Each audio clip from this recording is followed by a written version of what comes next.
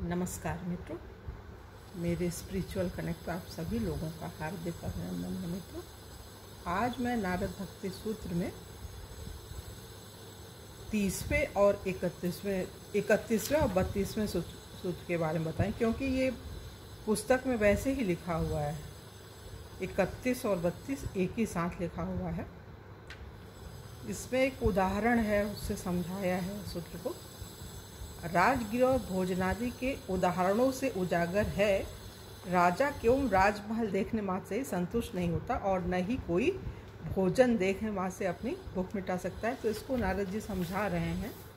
नारद ने कहा है कि कुछ दार्शनिक सोचते हैं कि नारद मुनि ने कहा है कि कुछ दार्शनिक सोचते हैं कि ज्ञान भक्ति के विकास का साधन है। ज्ञान भक्ति के विकास का साधन है, जबकि अन्य कहते हैं कि ज्ञान एवं भक्ति परस्पर आश्रित है, मतलब एक दूसरे को ऊपर आश्रित है ज्ञान और भक्ति।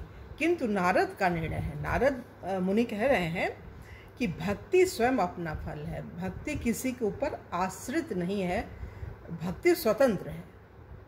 नारद का निर्णय है कि भक्ति स्वयं अपना फल है। इसका अर्थ है कि भगवान एवं उनके भक्तों का परस्पर अंतरंग आदान प्रदान होने के नाते भक्ति किसी अन्य पद्धति पर आश्रित नहीं है। आश्रित न होने का मतलब स्वतंत्र है। केवल भगवान के शुद्ध भक्त ही ऐसे आदान प्रदान में प्रवेश करके इसे समझ सकते हैं। नारद के उदाहरणों से ज्ञान तथा विज्ञान का भेद उजागर होता है। ऐसे गुरु से सुनना विशेष रूप से महत्वपूर्ण है जिसके पास विज्ञान हो। हमें विज्ञान का अनुभव स्वयं करना होगा, किंतु यदि गुरु आत्मज्ञानी न हो तो वह हमारा मार्गदर्शन कैसे कर सकता है। जिनके पास गुह्यतम ज्ञान हो वही इसे दूसरों को दे सकते हैं। उदाहरण के रूप में ब्रह्मा जी ने, जो प्रथम प्रबुद्ध जीव हैं, स्वयं भगवान कृष्ण से वैदिक ज्ञान प्राप्त किया था। यदि कोई ब्रह्मा के अनुभव परक ज्ञान को गुरु शिष्य परंपरा में किसी अनुभवी व्यक्ति से सुने तो वह विज्ञान पाने का अधिकारी हो जाएगा। विनम्र श्रवण के गुण पर बहुत कुछ निर्भर करता है। सुनने में विनम्रता हो, हमारे अंदर अहंकार न हो कि हाँ हमें सब कुछ आता है या ये जो बता रहे हैं। अभी आप सुनो तो सही, अंदर उनके क्या क्या चीज़ें हैं, क्या बता रहे हैं, कितना अनुभव है, कितनी जानकारी है। इसलिए सुनने में विनम्र होना चाहिए व्यक्ति को। राजगृह और भोजनादि का उदाहरण देते हुए नारद भक्ति सूत्र के प्रस्तुत सूत्र हमें आध्यात्मिक जीवन पर एक उल्लेखनीय अंतर्दृष्टि प्रदान करते हैं। यदि हम संवेदनशीलता तथा श्रद्धा से सुने तो पूर्ण अनुभव के स्तर से पूर्व ही हमें उसका आभास होना आरंभ हो सकता है। हम सुनते हैं कि आध्यात्मिक पूर्णता घर लौटने जैसी होगी और इसके प्रति हमारा आकर्षण बढ़ जाता है।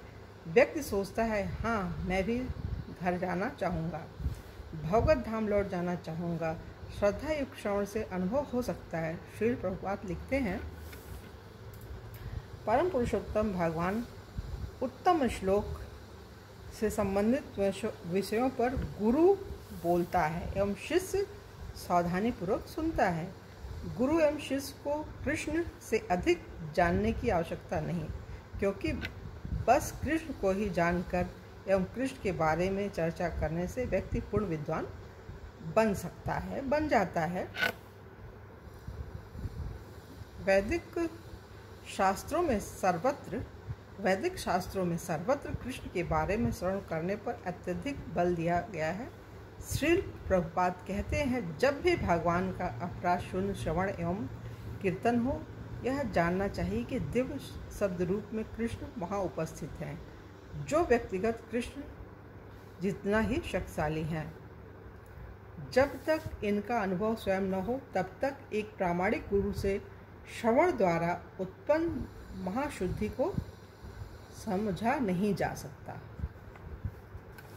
जैसे श्रील प्रभुपाद आगे लिखते हैं, मानवीय बुद्धि यह समझ नहीं पाती कि भक्त भागवत एवं ग्रंथ भागवत की सेवा से कैसे भक्ति पद पर क्रमशः पदोन्नत होता जाता है। किंतु वास्तव में ये उन श्रील नारद देव द्वारा वर्णित तथ्य है जो अपने पूर्वजन्म में एक दासी पुत्र थे। मतलब उनका अनुभव है, भगवान ने उनको वो ज्ञान दिया था भागवतम में। प्रभावपूर्ण श्रवण के साथ साथ भगवान एवं भागवत भक्त के प्रति समर्पण भी होना चाहिए। यह आराम कुर्सी की ग्राम्य चर्चा नहीं है, यह आराम कुर्सी की ग्राम्य चर्चा नहीं है। व्यक्ति को परम तत्व में जिज्ञासा के प्रति गंभीर विनम्रता से श्रवण में तत्पर तथा विद्वान गुरु की सेवा में भी तत्पर होना चाहिए। यहाँ राजा द्वारा महल को देखने तथा भूखे आदमी द्वारा भोजन को देखने की नारद द्वारा उद्धृत उपमाओं से यही निर्देश मिलता है कि भक्ति के पूर्ण आस्वादन हेतु भक्ति का संपूर्ण हृदय से अभ्यास आवश्यक है। अभ्यास के लिए बोल रहे हैं। अन्य पद्धतियाँ कर्म, ज्ञान एवं योग सुअभ्यासित होने पर भी कृष्ण भक्ति का स्वाद नहीं ला सकती। वे बकरी के गले के स्तनों के समान है, जो भले दिखते हैं परंतु अथक प्रयास करने पर भी उनसे दूध नहीं निकाला जा सकता। न ही भक्ति के बाह्य ज्ञान से ही उसकी कोई वास्तविक समझ प्राप्त होगी। प्रभुपाद ऐसे विद्वानों की तुलना उन मधुमक्खियों से करना पसंद करते थे जो मधु की बोतल को बाहर से चाटती हों। इतनी शक्ति का व्यय, परंतु परिणाम कुछ नहीं। भोजन का रूप का अलंकार भी कृष्ण भावनामृत प्राप्ति को समझने में हमारी मदद हेतु एक उपमा है। भक्ति, भगवान का प्रत्यक्ष अनुभव तथा अन्य वस्तुओं से विरक्ति, ये तीनों उसके लिए एक साथ आती हैं। जिसने परम पुरुषोत्तम भगवान का आश्रय ले लिया है। जैसे भोजन कर है व्यक्ति में प्रत्येक ग्रास के साथ बढ़ती हुई पुष्टि एवं भोग से निवृत्ति साथ साथ होती है। श्रील प्रभुपाद कहा करते थे कि किसी को भी आपको यह प्रमाण पत्र देने की आवश्यकता नहीं कि अब आप कृष्ण भावना भावित हो गए हैं। आप इसे स्वयं जानेंगे एवं वास्तव में केवल आप ही इसे जान सकते हैं। इसी प्रकार यदि आप भूखे हैं तथा आप भोजन द्वारा अपनी भूख मिटाना आरंभ करते हैं तो किसी को आपको यह बताना नहीं पड़ेगा कि अब तुम तृप्त हो। अतः अत्यंत सुस्पष्ट उपमाएं भी हमारे अनुभव से परे हमें प्रमुद्ध नहीं कर सकती। अंततः हमें उसे स्वयं देखने के लिए आध्यात्मिक लोक में जाना होगा। 1960 के दशक में वियतनाम युद्ध के समय एक नए भक्त ने श्रील प्रभुपाद से पूछा, कृष्ण लोक में होना कैसा है? श्रील प्रभुपाद ने उत्तर दिया, यहाँ तो तुम्हें ड्राफ्ट बोर्ड परेशान नहीं करेगा। यह उत्तर उस विशिष्ट भय से आक्रांत व्यक्ति हेतु उपयुक्त था, किंतु अवश्य ही कृष्ण लोक ड्राफ्ट बोर्ड ने होने से कहीं अधिक बढ़कर है। किंतु अवश्य कृष्ण लोक ड्राफ्ट बोर्ड न होने से कहीं अधिक बढ़कर है। कभी कभी जब प्रभुपाद पर आध्यात्मिक जगत से संबंधित जिज्ञासाओं का दबाव पड़ता था तो वे उत्तर में कहते, तुम वहाँ जाने पर जान जाओगे।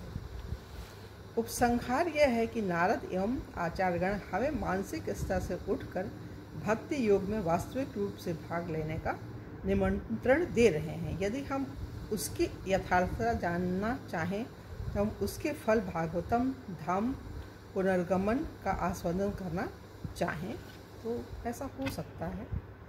यहाँ पे मित्रों ये 31वां और 32वां सूत्र पूरा हो रहा है और कल की वीडियो में आप लोगों से पुनः सूत्र नंबर 33 पे चर्चा करेंगे। और उससे पूर्व मित्रों एक अनुरोध, आप लोगों ने मेरे स्पिरिचुअल कनेक्ट को सब्सक्राइब ना किया हो तो सब्सक्राइब कर लीजिए और ज़्यादा से ज़्यादा लोगों को शेयर भी कीजिए। तो चलिए हम अपनी वाणी के लिए नाम दे रहे हैं और कल की वीडियो आप लोगों से पुनः मिलेंगे। मित्रों तब तक के लिए जय हिंद, जय भारत, ओम शांति, ओम शांति, ओम शांति।